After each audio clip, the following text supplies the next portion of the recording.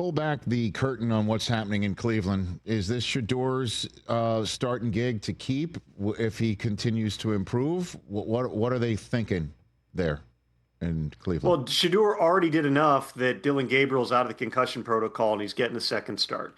The plan was always in Cleveland. They wanted to see both these guys. They got an extra first-round pick. They got all these resources at the position in 2026. They also were in a unique position to draft two guys in the mid-rounds because quarterbacks just weren't coming off the board. They always intended to get an evaluation of both players through the season. Now, Shedeur's opportunity came sooner than it would otherwise have if Dylan Gabriel had not suffered a concussion, but they went out and they won.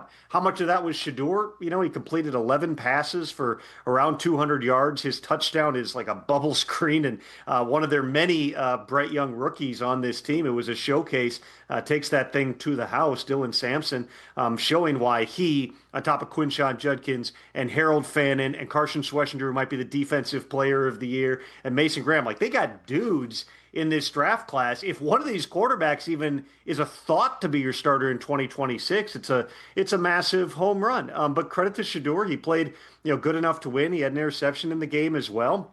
It wasn't like he went out and proved he's an NFL MVP, but he played well enough that it makes sense. Coming home, you're trying to have some juice. We keep talking, Rich, about, hey, the Bengals might be able to make a run. The Bengals and the Browns have the same record. They're both 3-8. They're both 3 games back in the AFC North, which, based upon how Baltimore and Pittsburgh look, I'm not saying it's likely. We all know what the stats and the analytics say. This is like less than 1% chance these teams are going to win it, but like they've got a chance. Now, Browns coming home facing a tough opponent on Sunday. That stadium's going to be rocking. And a big part of that reason is for Shedeur Sanders. Like, you look at it right there. Yeah. I mean, it's not over. They're facing a beat up 49ers team. Let's see what Shedeur can do. I go back to, Rich, just to something we talked about last week, and all the talk of, he's being sabotaged and all this stuff.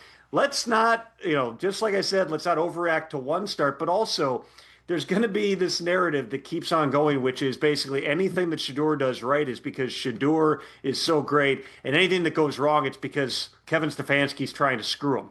Give Kevin Stefanski and Tommy Rees credit for building a game plan around Shedeur. They were asking him to do things that he's good at last week, and it's a credit to Shedeur that he went out and he executed those things. He didn't take the deep sacks. He wasn't running around all day and getting himself in trouble. He played on time a lot of the time. He made enough plays for the Browns to get a win. Hey, you made it all the way to the end. Thanks for that. Check us out every single day streaming live on Disney Plus and the ESPN app 12 to 3 Eastern.